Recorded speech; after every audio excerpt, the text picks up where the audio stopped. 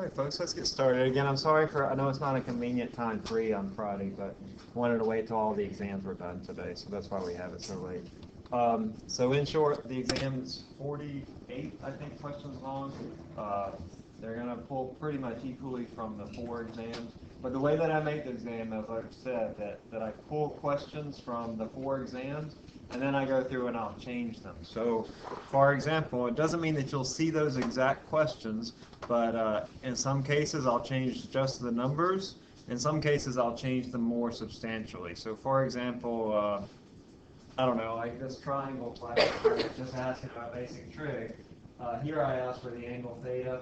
I might ask for the hypotenuse, or maybe give you the angle and ask for one of the sides of the triangle. So that sort of thing. And sometimes it might be a little more substantial, but not that much more. Let's see. Well, let's go to the exam 4, which is kind of fresh for y'all, and then we'll take a few minutes and y'all can ask questions. So, for example, there is a question like number 3 on the test, but instead of being a solid plate, it's some other configuration, some other mass. There is a question like the one that y'all like so much. Which one did y'all like so much? Oh, the bus. Where was that? Oh, that was number 1. Yeah. Okay, but there is a question like the bus, where you have a rotating thing that has energy, and that rotating thing transfers its energy into something else.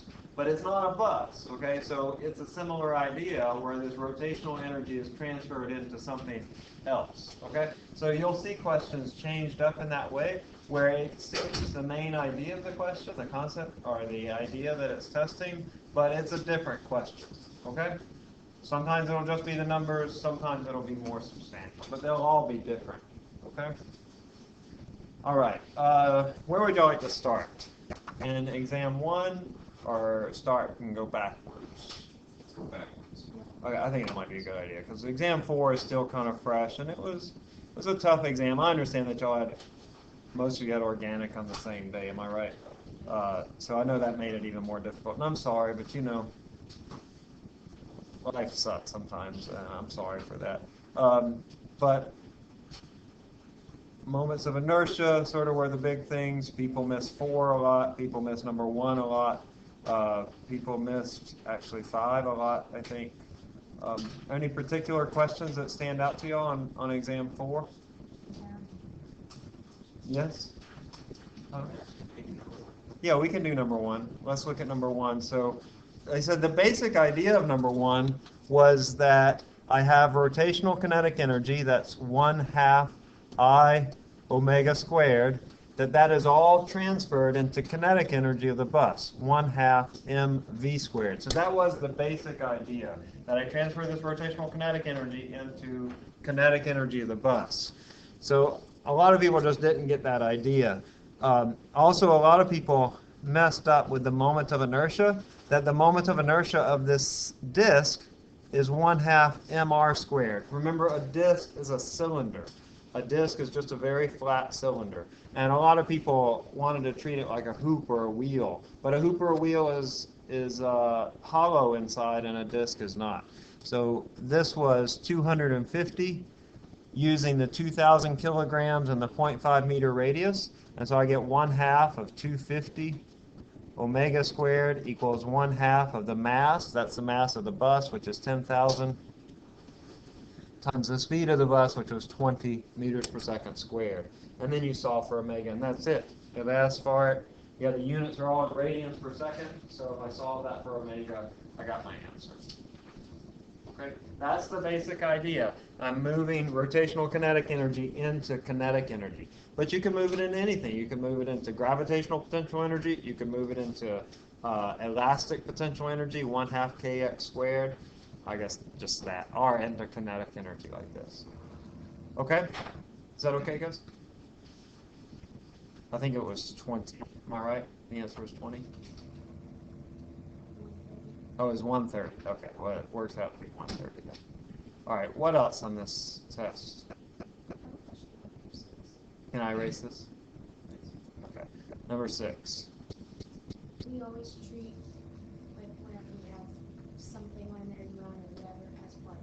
Yeah, so anytime you're talking about some like object at a certain radius from something, you treat that as a particle. So here we had kids on a merry-go-round. I have one right here and one right here. I treat those as particles. You know that they're particles because it's some object that is some distance from an axis of rotation. Whereas if I have some object that has a radius, like a disk or the merry-go-round, you weren't concerned about that here. But yeah, if I have some other object like a disk or a bar or a sphere, then you need to go to that table and find out the moments of inertia. Yeah, that tripped up a lot of people. Moments of inertia, I think, was probably the biggest trip up on this test, is that people had trouble finding the moments of inertia of objects. All right, what else from this test? People, number 11. I was about to say people miss 13 a lot as well. We can look at that if you like. Number 11, I had this large chunk of steel we throw it overboard and the level of the lake drops. And the reason is that the steel displaces more water when it's in the boat than when it's submerged. Now I know a lot of you also put C, and you know C is true, sort of. The boat itself doesn't weigh less, but with the steel, the whole thing does weigh more. But that doesn't really explain the reason why this occurs, why the level drops. The reason that it drops is because the steel, when it's in the boat, displaces its weight in water. And so I have the steel, and then I have water. The amount of water that's equal to the weight of steel is a lot bigger than the steel because the steel is more dense. But if the steel is just sitting on the bottom of the lake, it only displaces its volume in water. It only displaces whatever the volume of the steel is. And so it displaces a lot more volume of water here when it's in the boat because it displaces its weight. Whereas here, it displaces its volume in water. All right? I erase? Yeah. Cameron? Yeah, number 12. Okay, so number 12, water flows to a pipe, the pressure is 2,000, the water flows at 1 meter per second, and then the section of the pipe, the pressure drops to 1,000. So a couple things you need to think about. What does Bernoulli's principle say about this? If the pressure goes down, that means the speed has gone up. Remember, Bernoulli's principle predicts this inverse relationship between pressure and speed. If the pressure goes down, that's because the speed has gone up. And if the speed has gone up, go to continuity equation, that means that our pipe looks like this. So my speed gets, V goes up, the pressure goes down in this narrower section. So A is the right answer. The pipe has gotten narrower. Is that right? Yeah.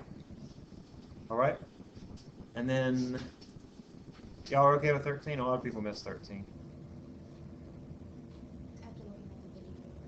Right, I gave you the diameter, not the area, and so a lot of people miss that. You could go and figure out the area as pi r squared, but you didn't really need to do that because you could say, well, the diameter drops by 2, so that means the area drops by 4.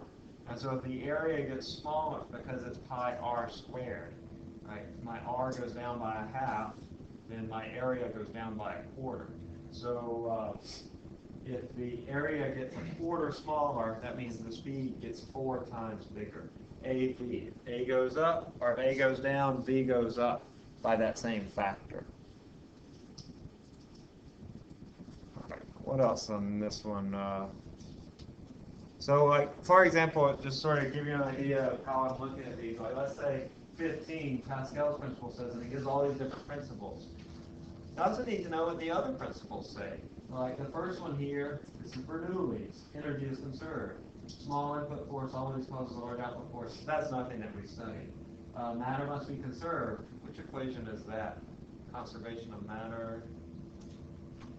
Oh, that's the equation of continuity, right?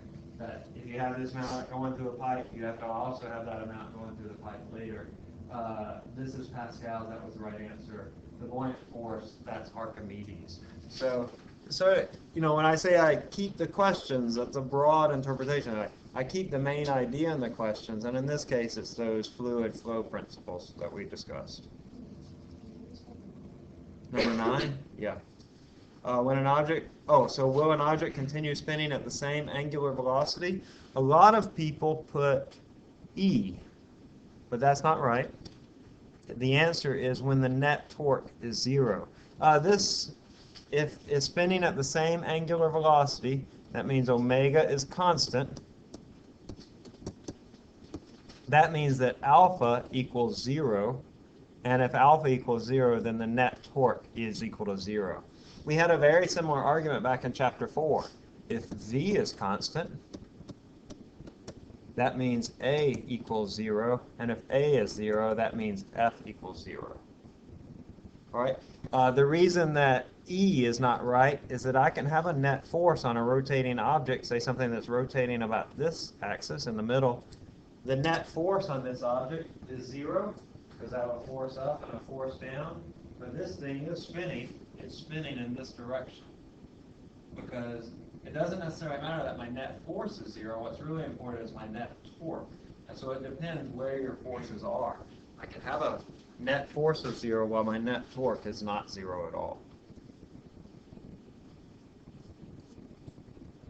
Okay?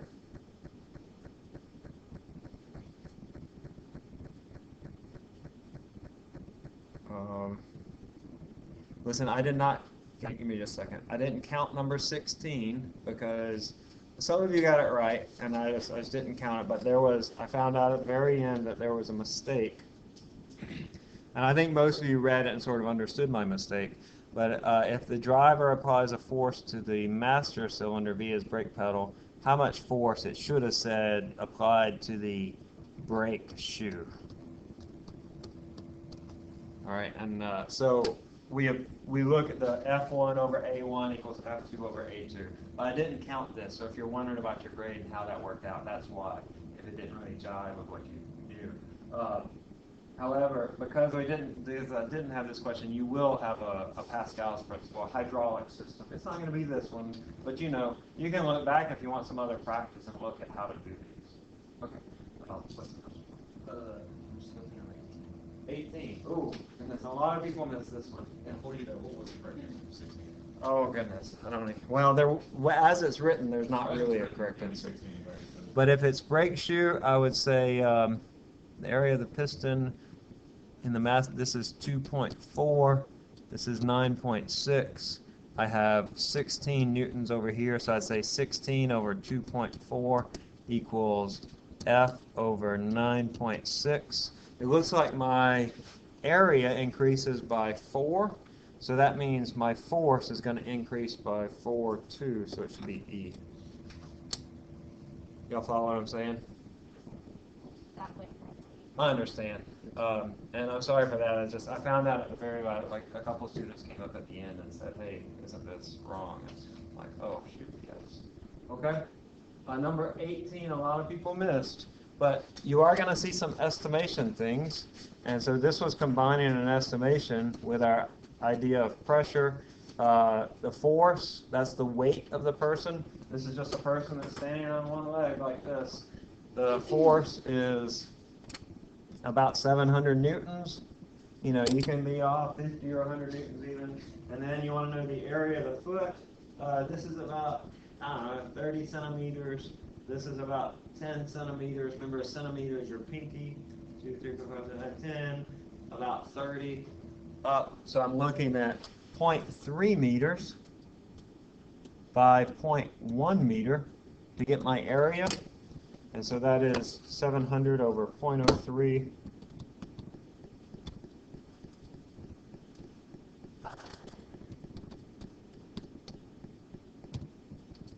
I get 2, 3, 0, 23,000. So A is the right answer, but I have big feet, so if my feet are a little bit smaller, it goes down. Okay? An estimation. And a lot of people miss that. I understand. People just have trouble with estimation. It's not just y'all, it's everybody. But you will have at least one, maybe two estimation problems. I forget. I know there's at least one. Be careful with that with your units, because sometimes the thing that you measure in might be better to do it in centimeters, but watch the units, it might be in meters. Like I did here. Like I found the area of my foot. I think of it in centimeters, because I don't know, it's just, I think about it in centimeters, but I have to convert it to meters. Okay? All right, let's see. Anything else here jump out at you?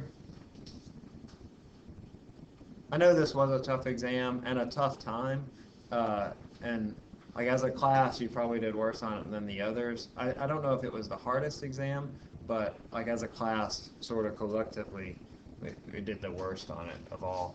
But don't let that get you down. We're gonna move on. We'll be okay.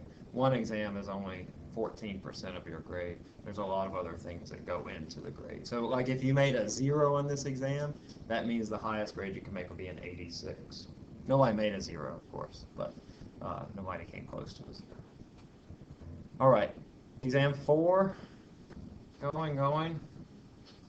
We can come back to it if you have any lingering thoughts. Let's go to exam 3. I recommend that you print out all the exams and you go without looking at the videos and you just work through them. Give yourself a few hours and just work through them all on your own, no help, don't look at the answers, just work through them, and then go back and grade yourself and see how you did on those exams, and then go back and look at those problems that you missed, or if you didn't have any idea how to work it, just put a big star next to it and say, I'm going to come back to that later. And then if you need extra practice, go back to the concept test, go back to the homework, go back to the other old exams. Okay, exam 3.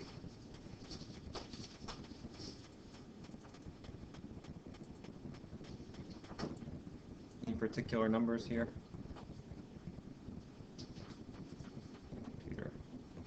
This was work and energy, conservation of energy, conservative forces, transferring energy from gravitational to kinetic, elastic to kinetic, elastic to potential, gravitational potential. Will we have one similar to 27? Could, yeah. I don't remember. I don't know. I'm not just trying to avoid your question. No, I wouldn't answer it anyway. But yeah, you could. I just don't remember. Yeah, you need to know how to rank your torques. On number 27, the important thing is, in this case, they all had the same force. So the important thing was the angle and where it's applied. So where I have it applied, like here, I get the least torque. So number 4 has the least torque because it's at an angle and the moment arm is really short. So that gets me down to A and C, and then either 3 or 2 has the greatest torque. Looks like 3 because the angle is smaller here. So the right answer was D. Right? Was that right? I thought the greatest had to be the most perpendicular. Oh yeah, I'm sorry. Yeah, so 3 has the greatest torque and 4 has the least torque. Yeah, so this is really perpendicular, whereas, what was the other one you're comparing it to? 2, oh yeah, so 2 is off at an angle. Sorry, I just wasn't looking at it right. Okay? What else? I know how it's easy to make a mistake like I just did, right? So on your test, you need to just take a big deep breath, get a good night's sleep the night before, and practice beforehand, but try to just relax going into the test. All right, what else on this exam?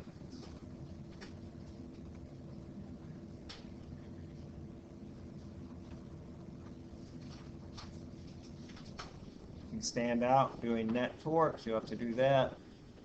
Momentum, you'll probably have a question where you have to find the momentum or the net force, change in momentum over time gives you your net force. Ranking the works. I don't think there are any units, actually. Pretty sure there aren't. Well, don't write that down because I'm not certain. There could be units. Aren't that many. Remember getting rid of several. Okay? You want to look at exam 2? Can you do number 14? Sure. Okay, so on these, I know that I need to use this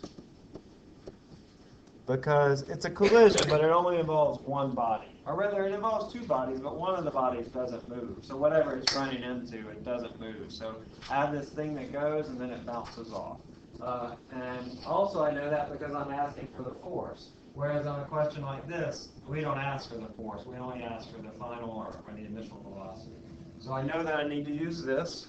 And as usual with our tests, they come in the order that we covered them. So that should help you as well.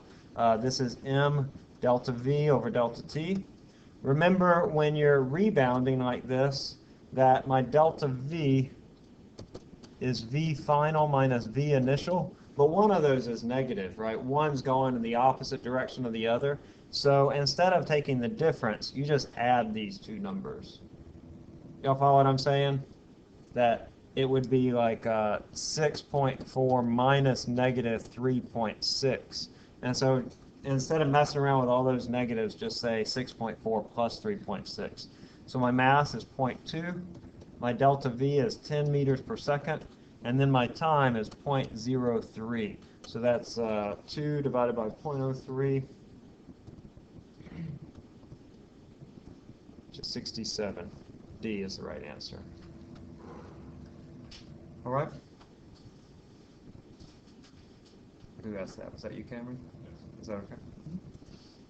All right. Any other ones on this exam? Okay, let's look at exam 2. So we can come back to these if necessary. Let's see. Oh, projectile motion. So there are a couple projectile, at least one, I think 2 projectile motion problems. Gosh, we have like 4 on this test. There are some forces in 2 dimensions. You'll see inclined plane, but you might also see some like we had on this exam where you have an object that has forces going off axis.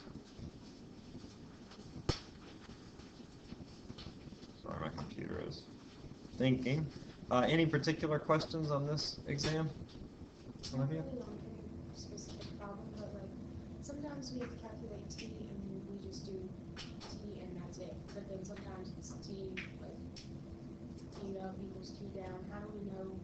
Because sometimes it's in free fall, sometimes it's in projectile motion. So I'm not really sure when we're supposed to use just the number we calculate, or if we're supposed to divide by 2 or multiply. Well, it depends what you're asking for. So if you're looking for, well, let me write here.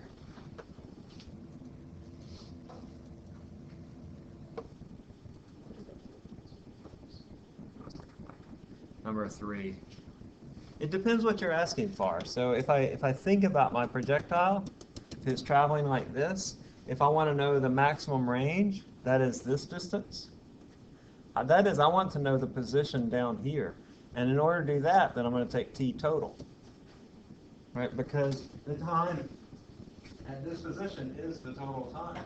But if instead I want to know the maximum height, the y position at this point, then in order to find that, I need to know what is t top. And so those are my 2 different times.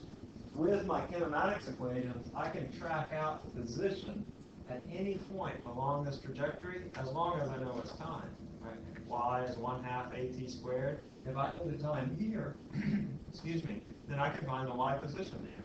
If I know it here, which is often what we want to find, right, the maximum height, then I have to use t top, which is half of that total time.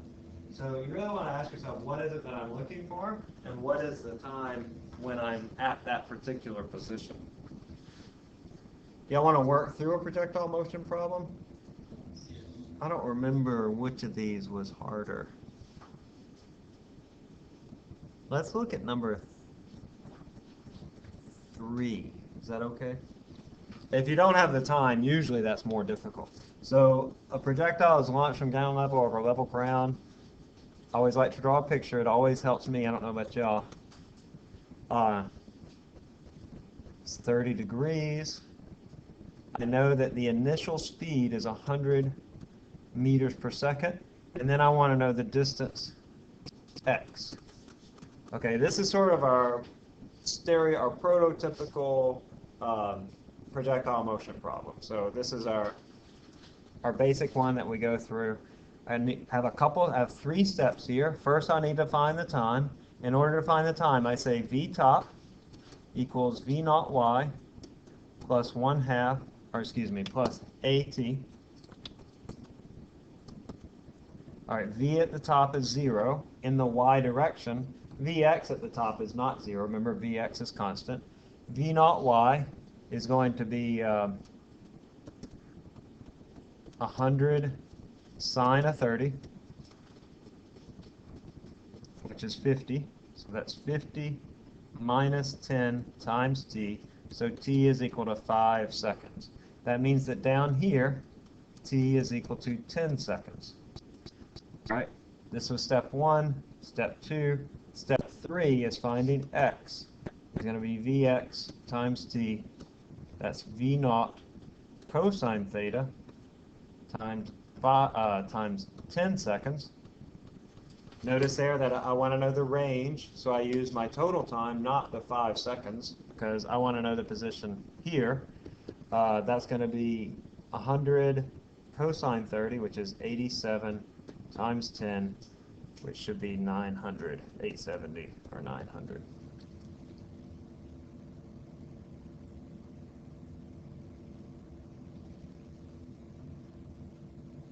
All right. Sometimes we have questions like, say, number 2, where you don't really have things posed in exactly the same way. And on a question like number 2, what you want to do is, in fact, in all your questions, is just write down what it is that you know, and then proceed from there. In fact, as I look at number 2, I have really no idea how I'm going to solve this problem. But if I begin to write things down, I see that theta is 30 degrees. I know that x is 8.67, and I know t, this is going to be t total, is equal to 1.00 seconds. T total because that's the time when it's at that maximum horizontal distance. And I want to know, what is v naught equal to? Well, I know that now that x is vx times t, and while I have x and t, I don't have vx, but I further know that this is v naught cosine theta times t, and so I say 8.67 equals v naught cosine of 30 times t, which was 1 second, and I find v naught, I think it's 10. It's like 10. Because cosine of 30 is 0.87. Right? Yeah. All right.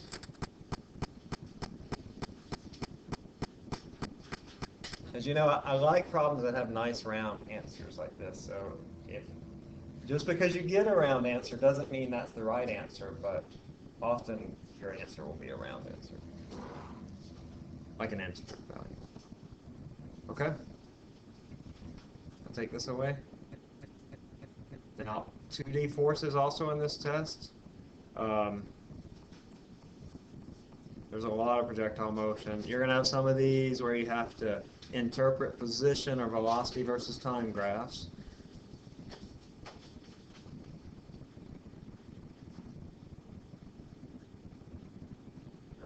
Yeah.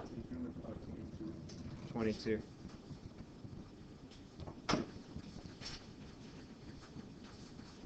Okay, so again, I want to just start writing down everything that I know. M is equal to 2 kilograms. The force is 10 newtons. And the time is 4 seconds. And I want to know, what is x? I know that x is equal to v naught t plus 1/2 at squared. By the way, your equation sheet will be the equation sheet that you've had this last exam. You won't have the previous chapters. It'll be just what you had last week. All right, so in order to find that, I need to find A. From Newton's second law, A is equal to F over m. That's 10 over 2, which is equal to 5 meters per second squared. And now I'm basically done.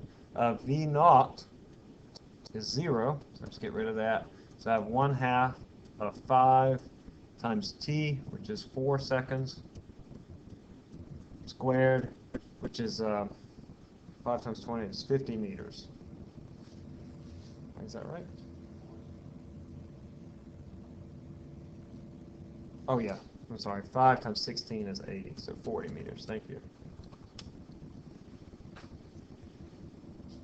I find that if I look at a question, I don't know the answer, when I start writing things down, it just makes me feel better to write things down. That as I start writing down things that I know, pieces start to fall into place. In fact, I know this, I've been looking at your test, like, because you haven't been able to write on, have that big note, you get it back, and the little things are snipped off. I found that students that write on their test, that they generally do better. In fact, if you look at their grade versus how much they write on the test, those students that make A's and B's are the ones that write on the test. And if you don't write on your test at all, I mean, maybe it's just because you don't know what's going on at all, but I think that it's more that you're just not getting that little jump and you're not really getting started. So I really recommend that you begin just writing things down that you know about the problems as you encounter them. Think through your pencil, and I think it really helps to do that, to write it out as you're going along, instead of just staring blankly at it, which I know is, I understand that sometimes you just don't know, but when you start writing down things that you know, then it does really help you to think. All right, any other questions on this exam? You will see some inclined planes, okay?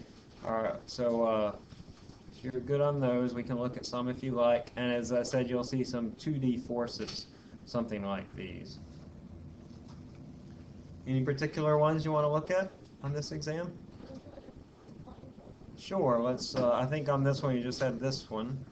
Though, as I said, we could change the inclined plane and it would be a similar problem, but different too. So here we had, I want to know the tension in the rope. It doesn't mention friction, so I'll say, oh, there's no friction here. I want to label my forces. I have the weight, Fw. I have the tension, Ft. And this is actually what I want to know. And then I also have the normal force, Fn. So it turns out I don't need to know the normal force. Then, remember I have my axes here, my coordinate system, so I can resolve this Fw into two vectors. And I'll just do it here. I have Fw sine of 60 and Fw cosine of 60. All right, so now as I look at that, I can say the sum of the forces in the x is Fw cosine 60. Let me warn you that this looks like it should be negative, right, because it's sort of pointing downward. But as we've drawn our coordinate system, this is a positive vector. Y'all hear me? You hear what I'm saying? This is a positive vector. It's not negative. It's a positive vector. So I have this minus Ft.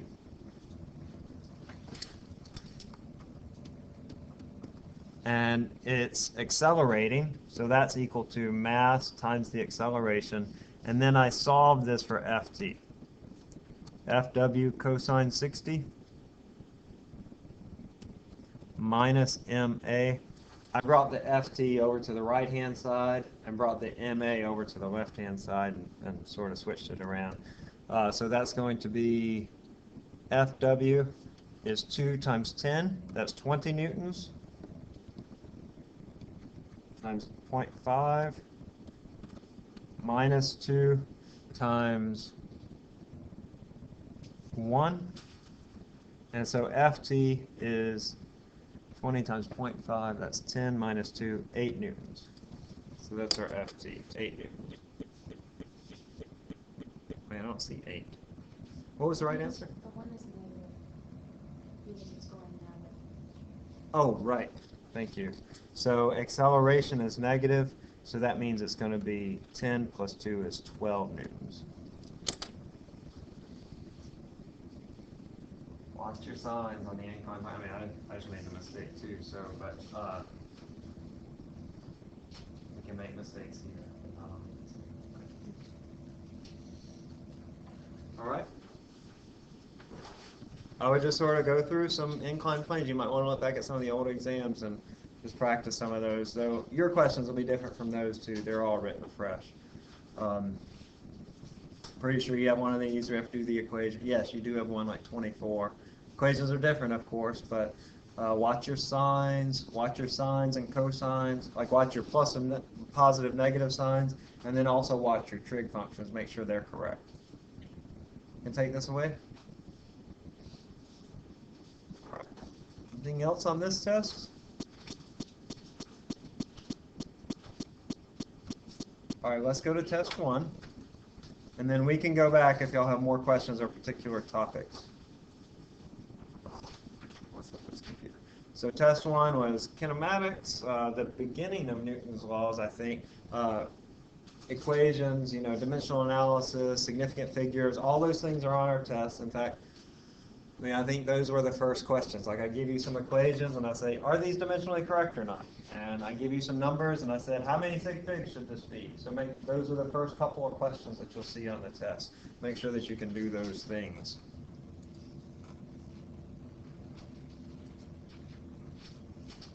As I said, you'll have some graphs where you have to figure out the describe the motion, position versus time, or velocity versus time graph.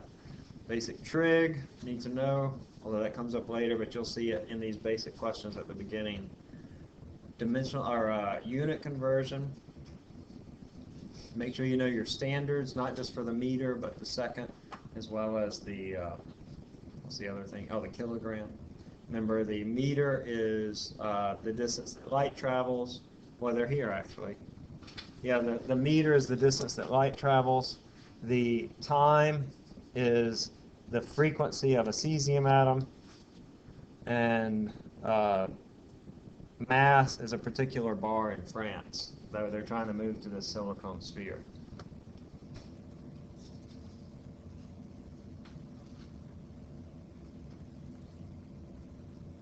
A lot of people miss 13. Number 11, free fall stuff. You'll probably see free fall. Anything in particular, y'all? Yeah. So 13, 2 bikes start from the same point. One bike is going in this direction, and one bike is going in this direction. Just want to know the distance between the 2 bikes after 45 seconds. So after 45 seconds, this first bike has gone 16 times 45, and that's equal to 720 meters. After 45 seconds, the second bike has moved 22 times 45, and that's equal to 990 meters. So they've moved those distances in the opposite directions, and so they moved a total distance of 1,700 meters. They could also be moving in the same direction. Like they could start far apart and then move towards one another, and then ask in the end how far apart are they. So you'd have to figure out that distance between them. Okay? Okay, so if I had one bike moving in this direction, one bike moving in this direction, they're separated by a certain distance, you would figure out, okay, how far does this guy travel?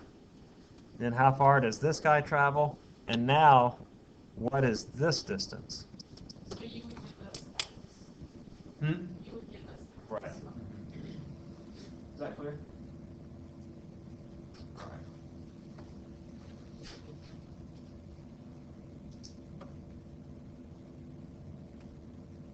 Know how to read these things. Questions like 18, 19, 20. There are, I think, a couple of questions that are similar to these, where I give you position or velocity versus time graphs and ask you to interpret them in some way. Clear on this? 20, I think, was heavily missed. 20, you want to, let me just step through it.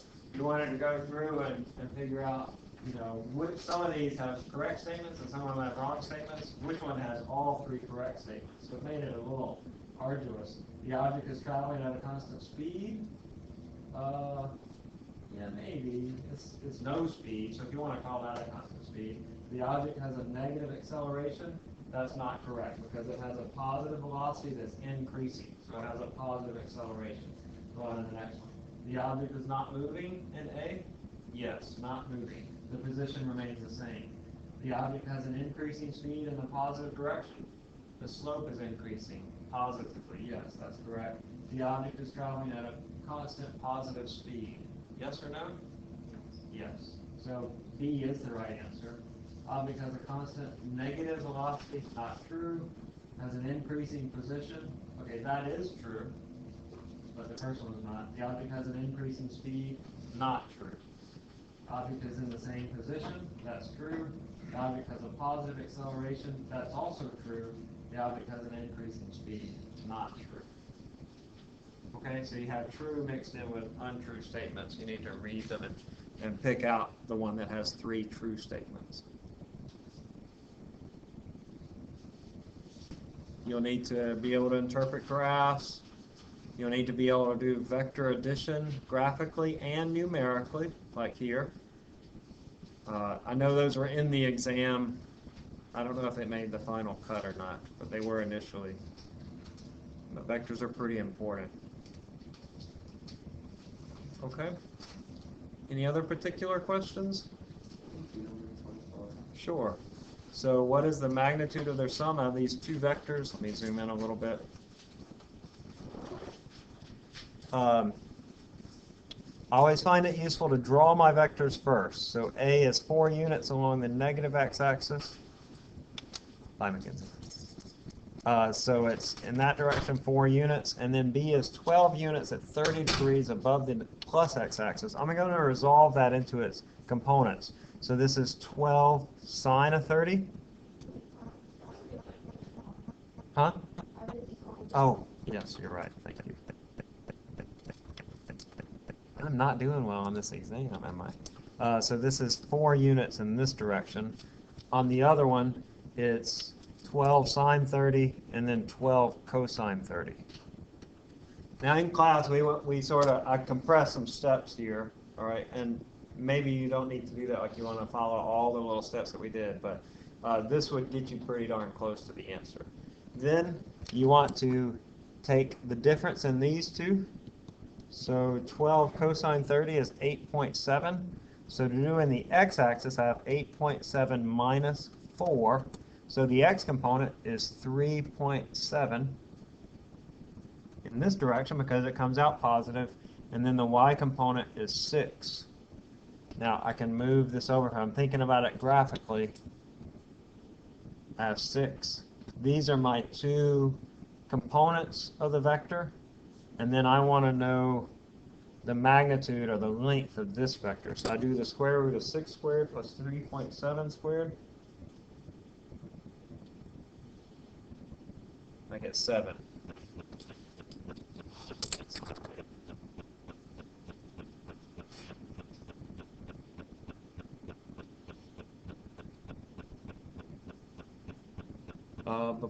Let's see, what's my problem here? Oh, 12 cosine 30, that's not 8.7, is it?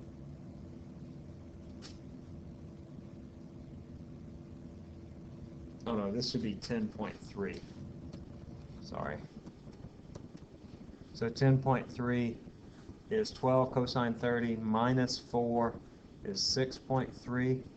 So I have 6.3. I do the arctan of, I do 6 squared plus 6.3 squared. 8.7. C was the right answer there? Yes, right. I'm pretty sure you have one of those. Make sure you review those. It's been a while since we've done that, so make sure you review them. Fairly certain. Okay?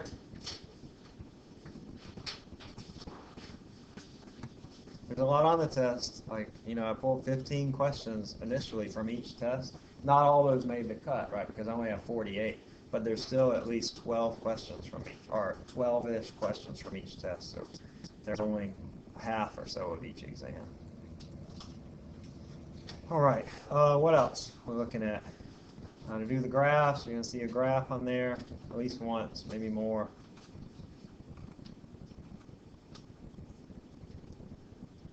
Any other questions?